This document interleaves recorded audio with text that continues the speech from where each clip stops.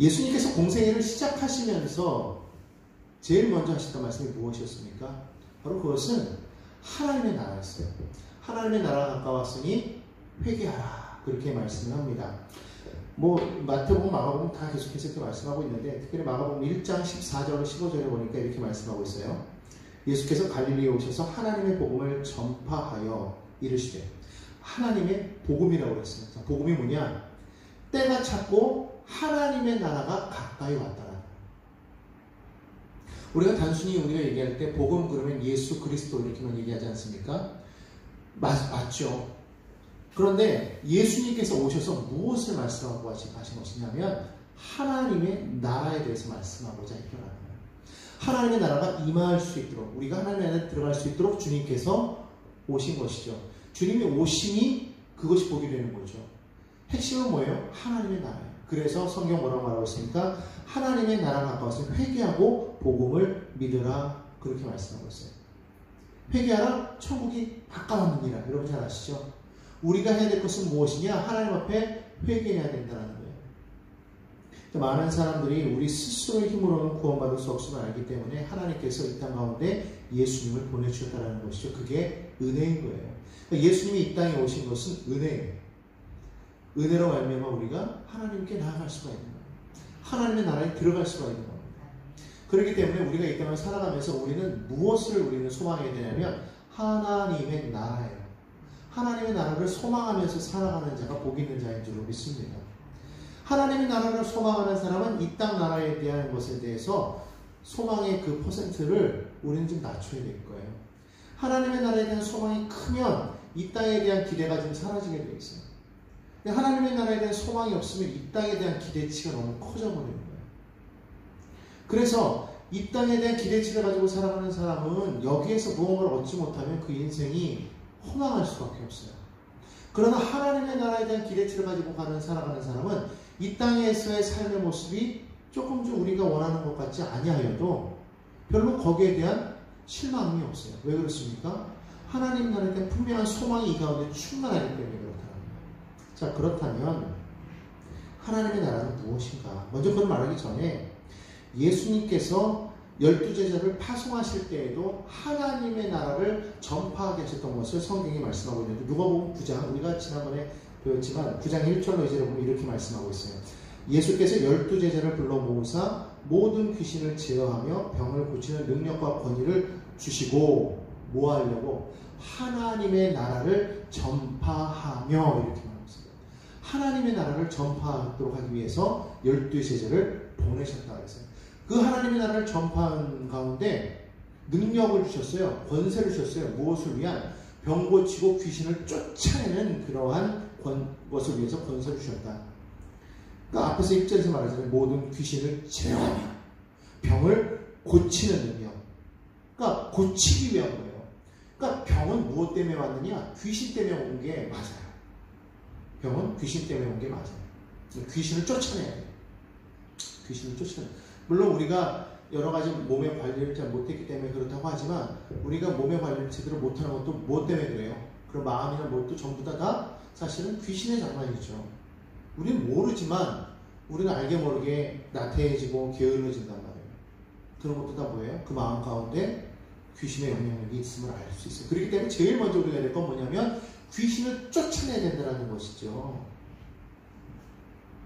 누가복음 11장 20절에 이 말을 하기 전에 복음의 핵심이 그러니까 뭐다? 하나님의 나라가 가까이 왔다. 예수님께서 말씀하시고 난 이후에 지금 얼마나 세월이 흘렀습니까? 2000년이라는 세월이 흘렀어요. 얼마나 더 가까이 왔을까요? 그런데 분명히 우리가 기억해야 될 것은 뭐냐면 하나님께는 어제가 오늘 같고 오늘이 내일 같은 거예요. 그분에게 하루는 1000년 같고 1000년이 하루 같다고 말씀하고 있어요. 그렇기 때문에 하나님의 시간은 지금 당장 이미 임하여 있어요. 이미 하나님의 심판이 이미 임하여 있어요. 하나님의 나라가 이미 임하여 있어요. 그러나 우리의 시간적으로 봤을 때는 아직 임하여 있지 않기 때문에 아직 안 왔다고 말하고 있는 거예요. 그러나 하나님의 시간에서 관점에서 봤을 때는 이미 심판은 이루어졌다는 거예요. 그래서 신학자들이 이미 말할 때 뭐라고 말하냐면 already 이렇게 말해요. 이미 이루어졌다. 그러나 실제로 우리의 삶에서는 아직 not yet, 아직 이루어지지 않았다는 거예요. already not yet 그 말을 하고 있어요. 그러니까 아직 이루어지지 않는 것 같지만 사실은 우리가 이미 그것이 이미 2000년 전에 예수 그리스도를 통해서 이미 이루어졌다는 것을 우리는 분명하게 기억해야 된다는 것이죠. 그러면 하나님의 나라가 정말 언제 임하였느냐? 이미 성경에서 예수께서 말할 때 그렇게 말하고 있어요. 지금 여기 바리새인들이 20절에 보면 그렇게 말하잖아요. 하나님의 나라가 어느 때에 임합니까? 여러분 궁금하잖아요. 하나님의 나라가 어느 때에 임하는 거예요? 예수께서 누가복음 11장 20절에 보니까 이렇게 말씀하세요. 그러나 내가 만일 하나님의 손을 힘입어 귀신을 쫓아낸다면 하나님의 나라가 이미 너희에게 임하였다 이렇게 말씀하고 있어요. 하나님의 손이 뭘까요? 마태복음 12장 28절에 보니까 하나님의 성령이라고 이렇게 말하고 있어요. 그러니까 마태복음에서는 하나님의 성령을, 누가복음에서는 하나님의 손이라고 이렇게 말하고 있어요. 그러니까 하나님이 우리 삶 가운데 임하여서 그분의 그 힘을 우리가 얻어서 아까 제자들을 파송할 때 능력과 권위를 주셨던 것처럼 그 하나님이 하늘로부터 주시는 그 능력으로 우리 삶 가운데 귀신을 쫓아낼 때 하나님의 나라가 우리 안에 임하였다는 거예요. 그러니까 하나님의 나라가 어디 있다 너희는 말하지 마. 여기 있다 저기 있다 말하지 말아라. 하나님의 나라는 어디 있다? 너희 안에 있다 그렇게 말하잖아요. 하나님의 나라가 너희 안에 있다라는 말은 무슨 말이에요? 하나님의 능력으로 내 안에 귀신을 쫓아낸 그것을 말하는 거예요. 그럴 때 내 안에 있다라는 거예요. 다시 말하면 뭐예요? 하나님의 주권이 내 안에서 역사하는 거예요. 하나님이 내 안에서 통치하시는 거예요. 하나님의 통치가 나의 삶 가운데에서 이루어지고 있을 그때 하나님의 나라가 내 안에 이루어졌다라는 것을 말하는 거예요. 그러니까 그것은 어떤 우리가 말하는 유형적인 그런 하나님의 나라가 아니기 때문에 오늘 여기서 예수님께서 말씀하실 때 하나님의 나라를 볼 수 있게 임하는 것이 아니라고 그렇게 말하고 있어요. 하지만 우리 안에 하나님이 그 능력이 역사함으로 말미암아 우리의 삶에서 귀신이 쫓겨나갈 때 그때 이미 하나님의 나라는 우리 안에 임하였다라고 말합니다.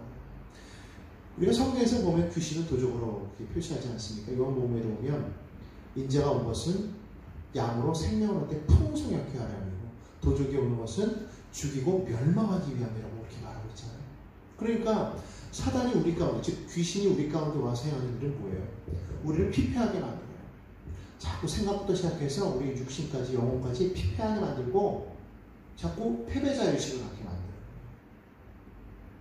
그 가운데에서 성령은 우리 가운데 오셔서 우리 삶에 가장 중요한 것은 하나님이야 라고 말하지만 사단은 우리 가운데 오셔서 가장 중요한 것은 네 마음에 원하는 그것이야 라고 말합니다. 그것이 어떤 사람에게는 물질이 될 수 있고 어떤 사람에게는 명예가 될 수 있고 어떤 사람에게는 권세가 될 수 있어요.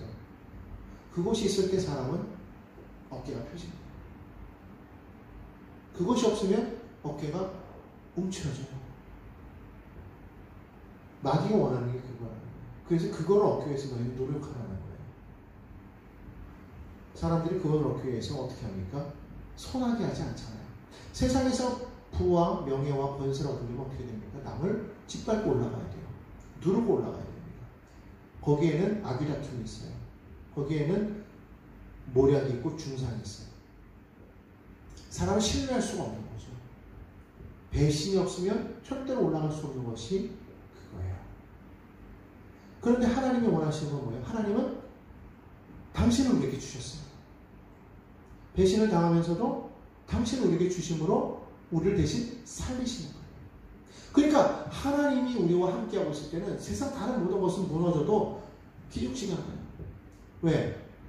하나님이 나의 영원한 배경이 되어주시기 때문에. 그거를 온전히 우리가 체험한 사람은 그 하나님이 주신 그 능력으로, 다시 말하면 성령의 능력으로 말미암아 우리 삶에 다가온 귀신을 쫓아낼 때 나를 괴롭히던, 지금까지 괴롭히던 많은 수많은 문제들, 다시 말하면 나의 마음을 자꾸만 괴롭히고 나를 자꾸 낙심하게 만들고 자꾸 힘들게 만드는 그런 모든 문제들로부터 나를 자유케 하는 거예요.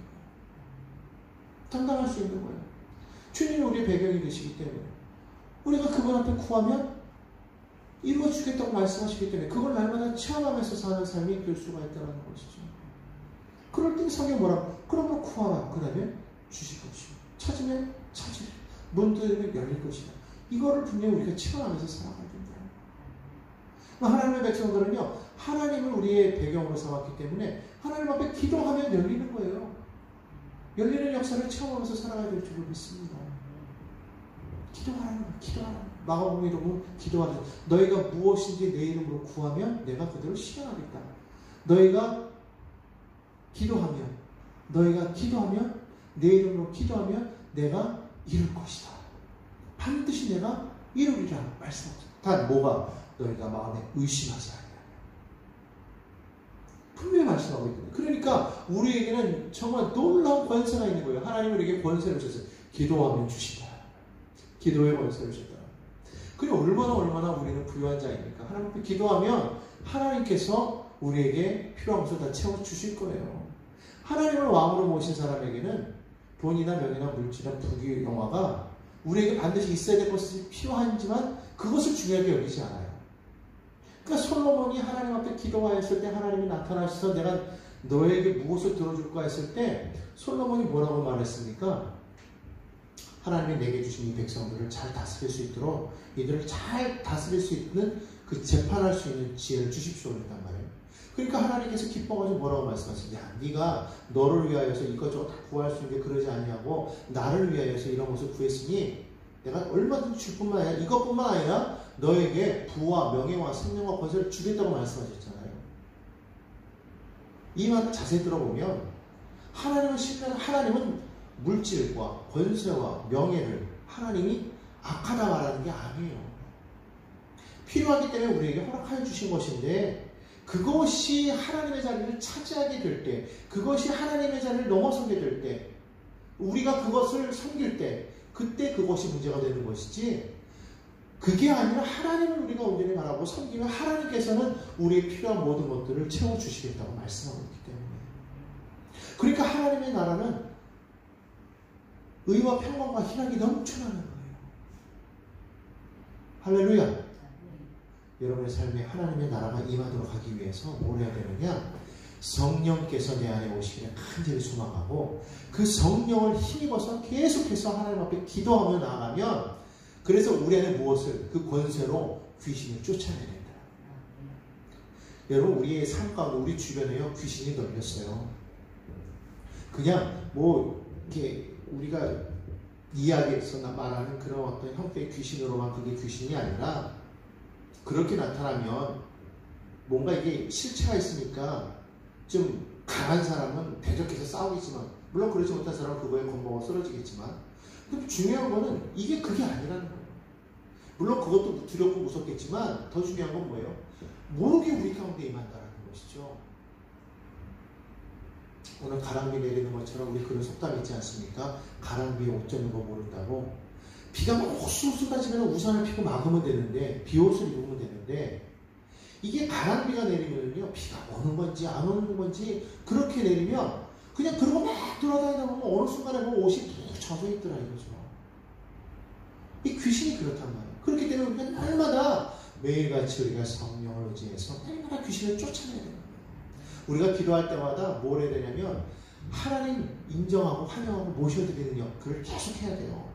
그러면 성령이 내 안에 오시면 귀신이 쫓겨나게 되겠어요. 그러니까 물론 귀신을 쫓겨나는 것에 우리가 초점을 둬야 되겠죠. 그게 뚜렷하게 보이면. 그러나 가장 중요한 건 뭐냐면 그분을 모셔드리는 게 더 중요해요. 하나님 인정합니다. 환영합니다. 그리고 우리가 말로만 그럴 것이 아니라 그분을 우리가 인정함으로써 그분이 내 안에서 역사하시는 그 능력을 우리가 경험해야 되는 거예요. 그래서 바울은 고린도전서 4장 20절에 뭐라고 말해요? 하나님의 나라는 말에 있지 않고 오직 능력에 있다고 이렇게 말하는 거예요.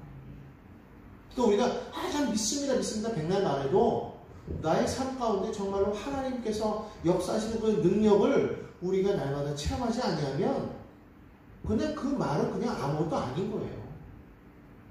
정말 여러분 우리가 하나님을 믿는다고 했을 때 그 나라가 이미 내 안에 임하여 있음을 우리가 날마다 체험해야 돼요. 그럴 수 있어요. 이미 저와 여러분은 예수 그리스도로 말미암아 하나님의 큰 은혜를 받았지 않습니까? 이제 그분 앞에 우리가 기도하는 거예요. 그래서 하나님의 성령이여 내 안에 오셔서 나를 도우사 나로 날마다 주의 나라 가운데 거하게 하소서. 그러면서 우리가 단호하게 내 안에 예수의 충만함으로 사단을 향해서 귀신을 향해서 명해야 되는 거예요. 나의 환경 가운데 있는 약한 원수마귀야 묶임받고 떠나가라. 예수의 이름으로 명하노니 나의 생각을 잡고 있는 약한 원수마귀야 떠나가라. 나의 마음을 낙심케 하는 약한 원수마귀야 떠나갈지어다. 나의 몸을 연약하게 하는 이 원수마귀야 떠나갈지어다. 나의 모든 삶에, 가정에, 자녀에, 사업에, 직장에 모든 것에서 자꾸만 방해하고 나를 넘어뜨리려고 하는 약한 원수마귀야 예수 그리스도의 이름으로 명하노니 떠나가라. 단호하게 명할 때 사단은요 우리가 잘나서가 아니고 우리가 능력이 있어서가 아니라 그 예수의 이름에 그들은 여지없이 쫓겨나게 됩니다. 그러므로 우리가 날마다 그래야 될 줄로 믿습니다. 그렇게 하나님의 통치함 가운데 하나님의 주권 가운데 우리가 거할 때 이미 우리 안에 무엇이 많이 있더라? 하나님의 나라가 임하여 있는 것을 믿으시기 바랍니다. 그러므로 이것을 받은 우리는 사명이 있어요. 무엇입니까? 바로 이것을 전파해야 되는 거예요. 사도행전 28장 31절이 맨 마지막 절이거든요. 그 마지막 절에 바울이 어떻게 했나를 말하고 있는데 그 단어가 이거예요. 하나님의 나라를 전파하며. 사도행전 마지막 절이에요. 하나님의 나라를 전파하며 주 예수 그리스도에 관한 모든 것을 담대하게 거침없이 가르치더라. 여러분 어디에 가든지 하나님의 나라에 대해서 이렇게 자신 있게 말할 수 있어야 돼요. 내 안에 하나님의 나라가 있어요. 우리 안에 있는 이 하나님의 나라를 단호하게 전할 수 있어야 돼요. 또한 더 나아가서 예수가 그리스도 되심을 우리가 담대하게 그리고 아주 거침없이 가르칠 수 있어야 돼요. 이게 교회의 사명이에요. 요즘에 그 교회마다 그 사도행전 29장을 얘기하잖아요. 그러니까 오늘날의 세대는 사도행전 29장에서 그러니까 다시 말하면 사도행전의 그 역사는 아직 끝나지 않았다. 지금 우리가 이어가고 있다. 우리 사도행전 29장을 써가자 뭐 이런 얘기 많이 하잖아요. 여러분 그런 얘기 아마 들어보셨을 거예요. 못 들어보셨어도 뭐 문제되는 건 없으니까. 근데 어쨌든 많은 교회가 그런 얘기를 해서 사도행전의 X잖아요. 그래서 X 29에서 그렇게 하나의 어떤 그런 슬로건으로 이렇게 하는 교회들도 있어요. 그럼 과연 그것이 뭐냐는 거예요. 교회는 곧 성도거든요. 우리가 해야 될 그 사명이 뭐냐는 거예요. 하나님의 나라를 전파하는 거예요. 하나님의 나라가 가까이 왔다. 여러분 이것을 우리가 믿어야 되는 거예요. 이미 하나님의 나라가 가까이 왔다? 아니, 성도는 이미 내 안에 임한 하나님의 나라를 이미 체험하고 그 하나님의 나라에서 살아가는 거예요. 어떻게? 하나님의 손, 성령으로 인하여 그 힘으로 능력으로 귀신을 쫓아내는 그리고 병든 자를 고치는 그런 역사가 나타나야 된다는 거죠. 이것이 우리 모두의 삶 가운데 단호하게 나타날 때 우리는 그것을 하나님의 나라가 있다 전파할 수 있는 것이죠. 내가 체험하지 못한 것을 내가 전파할 수 없잖아요. 그렇기 때문에 이미 여러분 안에 하나님의 나라가 임하여 있도록 날마다 그분의 힘을 입어서 늘 성령을 인정하고 환영하고 모셔드림으로 하나님께서 나에게 베푸신 그 능력으로 인하여 하나님의 나라가 내 안에 가까울 수 있도록 귀신을 쫓아내요. 여러분의 삶의 문제가 해결되는 것을 날마다 경험하시기를 예수님의 이름으로 축원합니다. 그래서 이 사도행전의 그 다음 장을 우리가 써내려가자는 거예요. 하나님의 나라를 전파하고 예수가 그리스도라는 것을, 그 예수님에 관한 것을 우리가 완전히 꿰고 있어가지고 예수가 누구냐라고 말할 때 예수는 누구다 이렇게 단호하게 거침없이 말하면 우물쭈물이게 아니라 예수가 누구야 그러면 단호하게 예수는 누구냐라고 우리가 말할 수 있는 데까지 가야 되겠더라. 그렇게 될 줄로 믿습니다. 자, 22절을 보니까요, 이제 예수님께서 이제 다른 말씀을 하십니다. 제자들에게 이르시되 때가 이르리니 너희가 인자의 날 하루를 보고자 하되 보지 못하리라 하면서 인자의 날에 대해서 말하고 있어요. 인자의 날이라는 것은 무엇을 말하는 것일까요? 예수께서 다시 오실, 다시 말하면 심판주로, 재림주로 다시 오실 그날을 말합니다. 그날은 심판의 날이에요. 믿는 자에게는 구원의 날이요 복된 날이지만 믿지 않는 모두에게는 심판의 날. 주님께서 그날에 오실 때에는 의에 대해서 죄에 대해서 심판하겠다고 말하고 있지 않습니까? 그렇기 때문에 그날은 심판의 날인데, 제자들은 이제 사실 그 인자의 날, 그 심판의 날에 대해서 말할 때 사실은 그 하나님께서 말씀하신 그 메시아가 와서 이 땅에 하나님의 나라, 다시 말하면 유다의 그 다시 이스라엘 왕국을 세워 나아가는 걸 원하셨을 텐데, 실질적으로 예수님께서 말씀하신 것은 그때는 다른 의미였어요. 예수님께서 말씀하시는 그때는 바로 인자의 날, 심판의 날인데, 그런데 그때가 이를 것이라고 분명히 말씀하고 있어요. 여러분, 이걸 우리가 분명하게 우리가 받아들여야 될 것은 하나님의 말씀은 반드시 이루어집니다. 반드시 이루어지는데, 그렇다면 그때가 우리가 반드시 임한다는 걸 기억해야 돼요. 그럼 그때가 언제 임하냐는 거예요. 오늘 주님께서 말씀하실 때 그때가 언제 임하느냐. 사실 여기서 지금 인자의 날을 보려고 하는데 보지 못한다. 그때가 누구냐? 그러니까 그때가 언제냐라고 말할 때 예수님께서는 사람에 대해서 말하거든요. 야, 여기 있다 저기 있다 지금 말하는 그 말은 뭐냐면 그 인자가 어디에 있느냐. 지금 다시 말하면 메시아로 오신 그가 어디 있느냐라고 말할 때 많은 사람들이 막 그런 어떤 사람들이 나타날 때마다 저 사람이 메시아인가? 저 사람이 메시아가 그랬단 말이에요. 세례요한이 나타날 때도 메시아냐고 이렇게 물어봤다면 아니라고 그랬거든요. 근데 예수님께서 말씀하실 때 그가 어디 있다 저기 있다 그거에 대해서 너희는 휩쓸려 다닐 필요가 없다는 거예요. 중요한 것은 주의 날이 임하기 이전에 먼저 무엇이 있어야 되느냐? 그가 고난을 받아야 되겠다라고 말씀하십니다. 이 말씀을 통해서 뭘 말씀하시는 겁니까? 당신이 십자가에 죽으실 것을 말씀하시는 거죠. 왜 그게 먼저 필요하느냐? 하나님께서 우리를 구원하시, 심판이 임하였어도 심판을 면할 수 있는 그 길을 먼저 예비하신 다음에 심판하시겠다는 거예요. 여러분, 이게 은혜 아닙니까?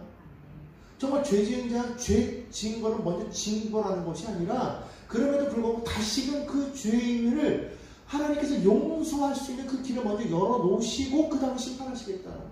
그러니까 25절에 보니까 뭐라고 말하냐면 그가 먼저 많은 고난을 받으며 이 세대에게 버림받되어야 된다. 그리고 난 다음에 인자가 임하겠다는 거예요.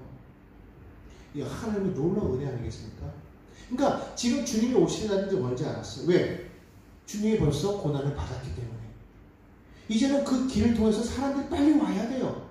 심판이 임할 때 멸하지 않도록. 근데 그때는 언제 임하느냐? 오늘 여기서 노아의 때 그리고 롯의 때를 지금 얘기하고 있어요. 그날은 노아의 때처럼 임할 거야. 그날은 롯의 때처럼 임할 거야. 그렇게 말하고 있어요. 도대체 노아의 때는 어땠느냐? 롯의 때는 어땠느냐? 오늘 여기 성경에 보니까 이렇게 말하고 있어요. 노아가 27절에 보니까 노아가 방주에 들어가던 날까지 사람들이 먹고 마시고 장가들고 시집갔다고 했어요. 특이한 거 있어요? 없죠. 그냥 우리가 지금 살아가는 일상생활이에요. 그냥 평범한 생활이에요. 자, 28절에 보니까 롯의 때를 말합니다. 롯의 때 그때는 어땠느냐? 사람들이 먹고 마시고 똑같죠. 사고 팔고 심고 집을 짓더라. 그냥 지금 우리 살아가는 그런 일상이에요. 일상이에요. 그런데 홍수가 났대요. 그런데 불과 유황이 떨어졌대요. 이 누가복음에서는 이것을 그냥 그렇게만 표현하고 저 마태복음에 보면은요 24장에 보면 이렇게 말하고 있어요. 38절에 홍수 전에 노아가 방주에 들어가던 날까지 사람들이 먹고 마시고 장가들고 시집가고 있으면서 39절 홍수가 나서 그들을 멸하기까지 깨닫지 못하였다.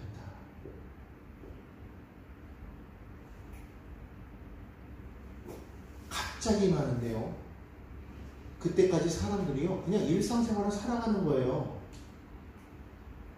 여러분 지금 우리가 일상생활을 살아가면 어떤 생각이 드냐면 우리 가끔 뭐 북에서 이제 오랫동안 이제 그 전쟁이 이제 휴전된 지도 거진 한 이제 70년 가까이 돼 가잖아요. 그죠? 그러다 보니까 어떤 마음이 드냐면 에이 전쟁이 나겠어 이런 마음이 있어요. 그때를 경험하셨던 분들은 전쟁을 두려워해요. 전쟁 절대 나면 안 돼. 근데 전쟁을 경험하지 못한 우리 세대는 그래도 우리는 반공교육을 많이 받아가지고 조금은 그래도 뭔가 좀 안보의식이라는 게 있어요. 아마 집사님들도 그럴 거예요. 근데 우리 다음 세대는요, 자녀 세대는요, 전혀 그런 게 없어요. 전쟁? 생각도 안 하고 있어요. 그러다가 갑자기 포탄 하나 떨어지면 그때부터 전쟁이 나는 거예요. 그런 거 아니겠어요? 우리나라 6.25가 시작될 때도 전쟁이 날 거로 생각했으면 군인들이 휴가를 갔겠습니까? 다 휴가 가고, 무기도 없고 제대로 갖춰지지도 않았는데 불구하고 다 휴가 갔잖아요. 그리고 그런데 그 일요일 모든 사람들이 다 잠든 새벽에 그때 쳐들어온 거 아니에요? 심판이 그렇게 임하겠다는 거예요. 갑자기. 그러니까 우리가 여러분 이 평범하게 살아가는 이때에 이게 뭐 주님이 언제 오시겠어? 지금 멀었지라고 생각. 그때에 갑자기 마시는 거예요. 왜? 홍수 때도 그랬고 로세 때도 그랬기 때문에. 그러므로 뭐 해야 되느냐? 그러므로 우리는 깨어 있어야 된다. 마태복음 24장 42절에 보면 말합니다. 그러므로 깨어 있으라. 어느 날에 너희 주가 임하는지 너희가 알지 못하느냐. 믿음의 백성들은요, 날마다 하나님의 나라 안에 거하고 있으며 깨어 있는 거예요. 그러니까 날마다 성령을 인정하고 날마다 그분의 그 주권 안에서 그분의 통치를 인정하고 날마다 그 하나님 나라 안에 거하는 자는 이미 깨어 있는 자예요. 근데 그러지 못한 사람들, 믿는다고 하면서도